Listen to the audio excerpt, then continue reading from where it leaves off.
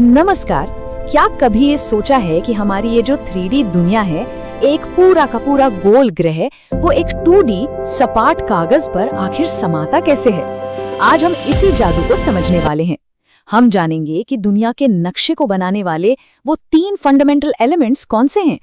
तो असल सवाल तो यही है ना, कि एक गोले को, एक स्फीयर को बिना तोड़े मरोड़े सपाट कैसे बनाया जाए।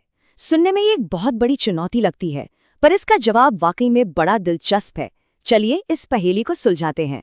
इसका जवाब ना 3 आसान हिस्सों में बटा हुआ है। जमीन यानी द लैंड, पानी यानी द वाटर, और एक अदृश्य जाल जिसे हम द ग्रिड कहते हैं।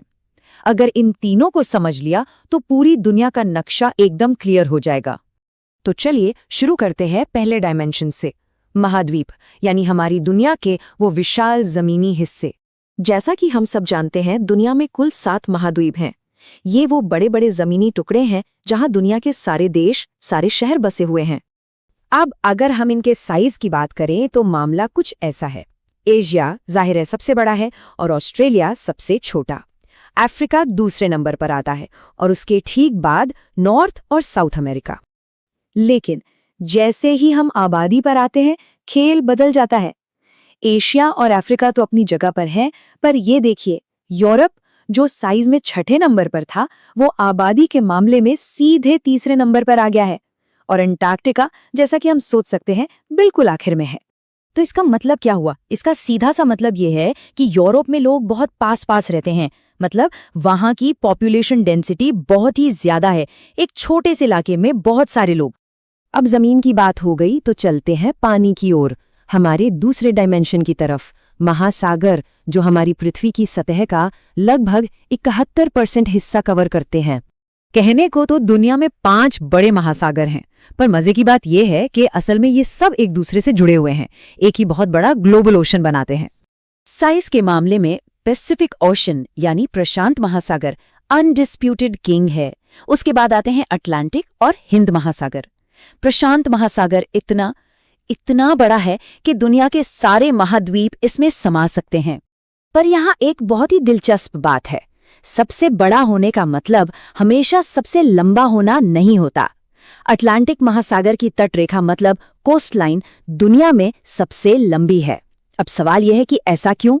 वो इसलिए क्योंकि इसका किनारा सीधा नहीं है, बहुत ज्यादा कटा फटा है, जिससे इसकी कुल लंबाई उस विशाल प्रशांत महासागर से भी ज्यादा हो जाती है। और अब आते हैं हमारे तीसरे और सच कहूं तो सबसे एब्स्ट्रैक्ट डायमेंशन पर, ग्लोबल ग्रिड। वो काल्पनिक रेखाएं जिनसे हम दुनिया में कहीं भी किसी भी जगह का पता लगा सकते हैं। तो ये ग्लोबल ग्रिड आखिर है क्या? इसे ऐसे समझिए, ये पूरी दुनिया का जीपीएस सिस्टम है, या कह ले एक ग्लोबल एड्रेस बुक। ये वो अदृश्य लाइनों का जाल है जो पृथ्वी पर किसी भी जगह की एग्जैक्ट लोकेशन बताने के काम आता है। इस ग्रिड के 2 हीरो हैं, लैटिट्यूड यानी अक्षांश और लॉन्गिट्यूड यानी देशांतर। लैटिट्यूड मतलब लेटी हुई लाइनें। ये सीढ़ी के डंडों की तरह हैं, एक दूसरे के पैरेलल, जो कभी नहीं मिलती। वहीं लॉन्गिट्यूड हैं खड़ी लाइनें, ये संतरे की फांकों की तरह पोल्स पर जाकर मिल जाती हैं। लैटिट्यूड में कुछ लाइंस बहुत ही इंपॉर्टेंट हैं। सबसे पहले है इक्वेटर यानी भूमध्य रेखा। ये 0 डिग्री पर है और धरती को 2 बराबर हिस्सों में बांटती है, नॉर्दर्न और सदर्न हेमिस्फीयर। इसके अलावा Tropic of Cancer, Tropic of Capricorn और आर्कटिक व एंटार्क्टिक सर्कल्स भी बहुत जरूरी हैं। और जब बात लॉन्गिट्यूड की आती है तो सबसे जरूरी लाइन है प्राइम मेरिडियन। ये 0 डिग्री लॉन्गिट्यूड है, एक तरह से दुनिया का स्टार्टिंग पॉइंट। ये इंग्लैंड की ग्रीनविच से गुजरती है और यहीं से हम पूर्व और पश्चिम की दूरी नापते हैं।